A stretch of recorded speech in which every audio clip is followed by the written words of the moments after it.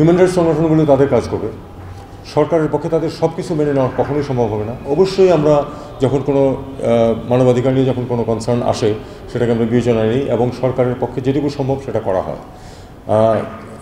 এখন সবার দৃষ্টিভঙ্গিও এক না, প্রত্যেকে তাদের নিজেদের দৃষ্টিভঙ্গি থেকেই কথাবার্তা বলে থাকেন এবং সরকারকে অনেক কিছু বিবেচনায় নিয়ে কাজ করতে হয়। আমার মনে হয় আমরা এটাকে এভাবেই দেখি। এটা তো প্রতিবাদ করার বা বিবৃতি দেওয়ার বিষয়, তারা তাদের অবজারভেশন দিয়েছে, আমরা আমাদের সেই অনুযায়ী কাজ করবো। কোনো একটা স্টেজে যদি তাদের কোনো একটা বিষয় নিয়ে আপত্তি থাকে বা তারা কোনো বিশেষ আমাদের কাছে কোনো উত্তর চায়, আমরা সেটা অবশ্যই জানাবো।